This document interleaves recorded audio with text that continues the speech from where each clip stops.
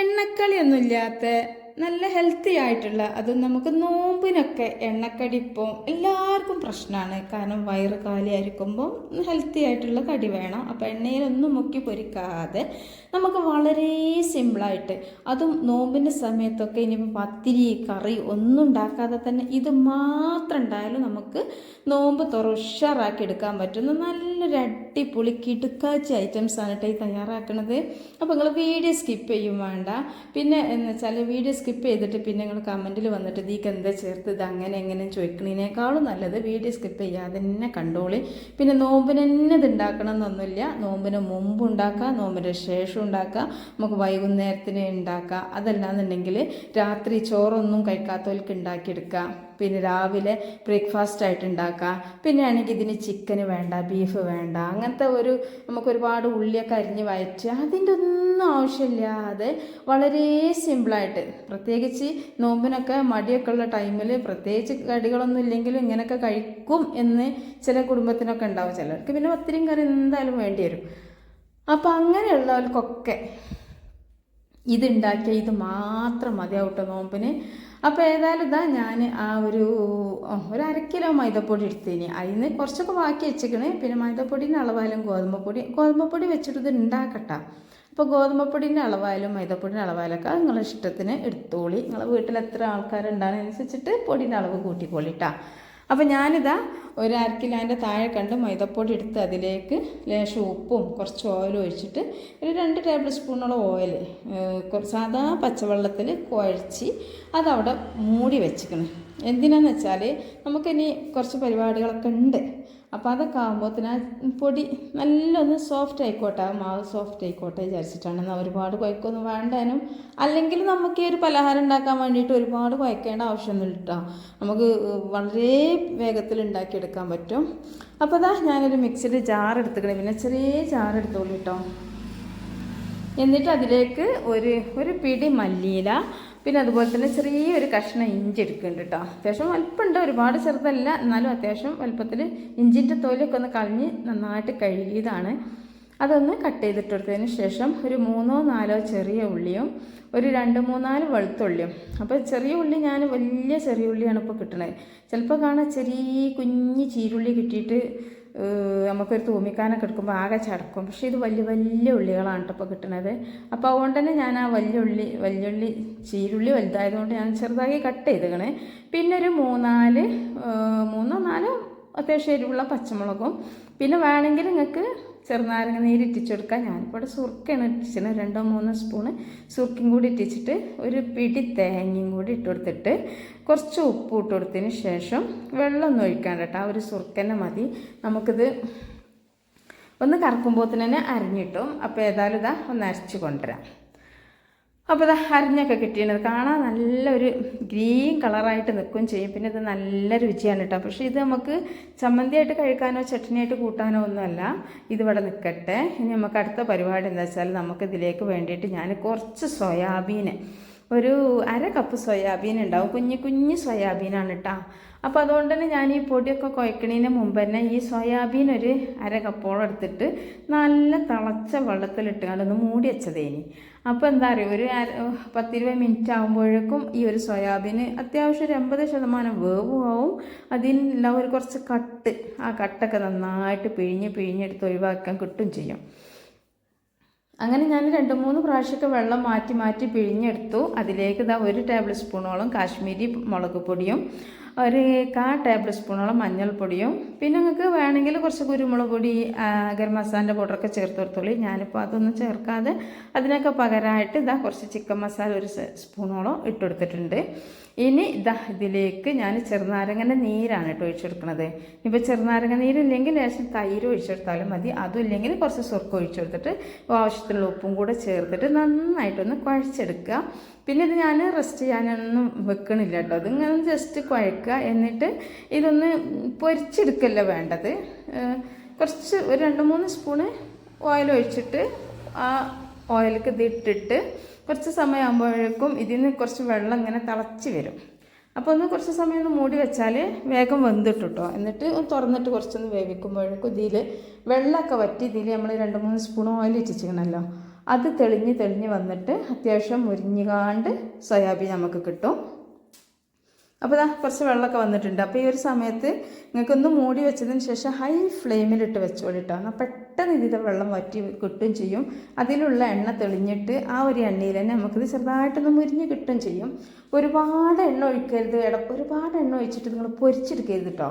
കാരണം നമ്മൾ ഈ ഒരു സോയാബീനിൽ എത്രയാണോ എണ്ണ ഒഴിക്കണത് മുഴുവൻ സോയാബീൻ കുടിക്കും, അതാണ് ഉണ്ടാകുക. അപ്പോൾ ഒരു 2-3 സ്പൂൺ ആകുമ്പോൾ എണ്ണ കുടിച്ചിക്കാനുള്ള പ്രശ്നം ഉണ്ടാവില്ല. എന്നാലും ഒരു നല്ല എണ്ണയൊക്കെ പൊരിച്ചൊരു ടേസ്റ്റ് കിട്ടും ചെയ്യും. അപ്പോൾ ഏതായാലും ഇതിലത്തെ വെള്ളമൊക്കെ നന്നായിട്ട് വറ്റി ഇതിലുള്ള ഒരു എണ്ണമേലാണ് ഇത് വേവണത്. ഇനി കുറച്ച് സമയം കൂടെ ഇങ്ങനെ നിന്നാൽ ഇതാ കണ്ടില്ലേ, ഒരു തുള്ളി വെള്ളമില്ല കേട്ടോ, തുള്ളി വെള്ളമില്ല. എന്നാലും നമ്മളെ സോയാബീൻ നന്നായിട്ട് വെന്തിട്ടുണ്ട്. അത്യാവശ്യം എണ്ണയിലിട്ട് പൊരിച്ച പോലുള്ള ആ ഒരു മുരിച്ചിൽ കിട്ടിയിട്ടുണ്ട്. അപ്പോൾ ഇനി ഇതവിടെ നിൽക്കട്ടെ. ഇനി നമുക്ക് നമ്മുടെ ഈ ഒരു മാവ് നന്നായിട്ട് കുഴഞ്ഞിതാ നല്ല സോഫ്റ്റായിട്ട് കിട്ടിയിട്ടുണ്ട് കേട്ടോ. ഇനി ഇത് എന്ത് ചെയ്യണം, നന്നായിട്ടൊന്ന് കുഴച്ചൊന്നും എടുക്കേണ്ടത് കുഴഞ്ഞിരിക്കണം. പക്ഷെ നമുക്കത് ചെറിയ വട്ടുകളാക്കിയിട്ട് മുറിച്ചെടുക്കണം. അപ്പം നിങ്ങൾ കുറച്ച് കൂടുതൽ പൊടി എടുക്കുന്നുണ്ട്, ഇപ്പോൾ വീട്ടിൽ കുറച്ച് ആളൊക്കെ ഉണ്ട് എന്നുണ്ടെങ്കിൽ 1/2 കിലോനോ 1 കിലോനൊക്കെ മൈദപ്പൊടിയോ ഗോതമ്പപ്പൊടിയോ വെച്ചിട്ട് ചെയ്യുകയാണെന്നുണ്ടെങ്കിൽ സോയാബീൻ്റെ അളവൊന്ന് കൂട്ടുക. അതുപോലെ തന്നെ നമ്മൾ ഉണ്ടാക്കിയിട്ടുള്ള ആ ഒരു ഇതുണ്ടല്ലോ, മല്ലിച്ചപ്പും തേങ്ങയും പച്ചമുളകും ഇഞ്ചും ചെറിയുള്ളിയും വലിയുള്ളിയും കരിയേപ്പിൻ്റെ എല്ലാം കൂടെ ഇട്ടിട്ടുണ്ടാക്കിയ അതിൻ്റെ അളവ് കുറച്ചും കൂടെ ഒന്ന് കൂട്ടി കൊടുത്താൽ മതി കേട്ടോ. നിങ്ങൾക്ക് വേണമെന്നുണ്ടെങ്കിൽ ഇതിലേക്ക് കുറച്ച് മയോണൈസും ഒക്കെ തയ്യാറാക്കിയാൽ കുഴപ്പമില്ല. പക്ഷേ അതിപ്പോൾ ഈ ഒരു നോമ്പ് തുറക്കുന്ന സമയത്തേക്കാണ് നിങ്ങൾ ഉണ്ടാക്കണമെന്നുണ്ടെങ്കിൽ ഈ ഒരു മയോണൈസൊക്കെ എന്ന് പറഞ്ഞാൽ വയറ്റക്ക് ആ കാല് വയറ്റക്കത്തിന് ഒട്ടും ഗുണമില്ലാത്തതാണ്. അതുകൊണ്ട് തന്നെ നമ്മൾ ആ ഒരു ടൈം ആയതുകൊണ്ട് തന്നെ ഇതുപോലുള്ളത് തയ്യാറാക്കണതും. കാരണം എണ്ണ കഴിയണതും കുറക്കുക. പിന്നെ നിങ്ങൾക്ക് ഇതിപ്പോൾ മൈദ അല്ലേ ഹെൽത്തി അല്ലല്ലോ എന്ന് കരുതുന്ന ആളുകളുണ്ടെങ്കിൽ അതിന് പകരം ഗോതമ്പ് പൊടിയും ചെയ്യാം. പക്ഷേ മൈദപ്പൊടി ചെയ്യുമ്പോഴാണ് ഇതിൽ ഒന്നും കൂടെ ഒരു രസം എനിക്ക് തോന്നിയത്. പക്ഷേ ചിലർക്ക് മൈദനോട് വലിയ വെറുപ്പായിരിക്കും, അങ്ങനത്തെവർക്ക് ഗോതമ്പ് പൊടി ഇഷ്ടമാണ്. പക്ഷേ എനിക്ക് ഗോതമ്പ് പൊടിനോടൊരു ഇഷ്ടമില്ല. അതുകൊണ്ടാണോ അറിയില്ല എനിക്ക് മൈദനോട് താല്പര്യം. ഏതായാലും ഇതൊക്കെ കുറച്ച് പൊടി കൈമലാക്കിയിട്ട് ഇങ്ങനെ മുറിച്ചെടുക്കുന്നുണ്ട്. എന്നാൽ കയ്യിൽ ഒട്ടുമില്ല. പിന്നെ വേണമെങ്കിൽ കുറച്ച് വെളിച്ചെണ്ണ കൈമലാക്കിയിട്ട് എണ്ണയൊക്കെ കൈമലാക്കിയിട്ട് ഇങ്ങനെ മുറിച്ചെടുത്താലും മതി. ഈ ഒരു വലുപ്പത്തിലാണ് നമുക്ക് ബോൾ വേണ്ടത്. സാധാരണ നമ്മൾ ചെറിയ ചപ്പാത്തിയൊക്കെ ഉണ്ടാക്കുമല്ലോ, അപ്പോൾ ആ ഒരു ഇതിലാണ്.